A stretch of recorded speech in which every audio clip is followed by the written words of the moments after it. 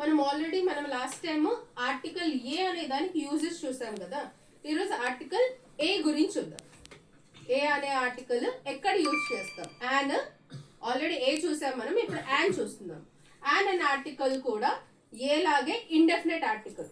So దీనికి కూడా ఉండే రూల్స్ ఏంటి? Use only with the vowel sound. Vowel sound తో యూజ్ చేస్తాం. వోవెల్స్ ఏంటి మనకు? ఏ, ఈ, ఐ, ఓ, యు. ఇవి వోవెల్స్. కానీ మనం పలికేటప్పుడు వచ్చే సౌండ్ ని బేస్ చేసుకొని మాత్రమే యాన్ అనే దాన్ని రాస్తాం. ఎగ్జాంపుల్ కి HOUR ఉంది. HOUR. But we pronounce it as hour. దాన్ని ఏమని ప్రొనౌన్స్ చేస్తాం? అవర్. హెచ్ అనేది సైలెంట్ అవుతుంది. ప్రొనౌన్స్ చేసినప్పుడు వోవెల్ సౌండ్ ఆ వస్తుంది. కాబట్టి ఇక్కడ ఏమొస్తుంది మనకు? An hour, an hour, an apple, an apple. So we go with the vowel sound. Vowel sound ముందు మాత్రమే అండ్ రాయాలి. నెక్స్ట్ ఇంకొకటి ఏంటి? With countables. ఏవైతే మనం లెక్క పెట్టగలుగుతాం వాటిని మనం కౌంటబుల్స్ అంటాం. వాటి ముందు మాత్రమే మనము యాన్ అనే దాన్ని రాయాలి. అలాగే to specify the singularity.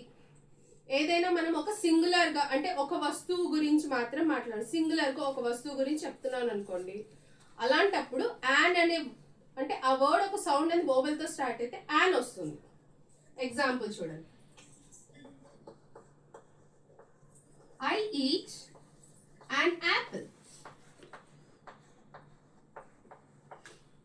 I eat an apple every day.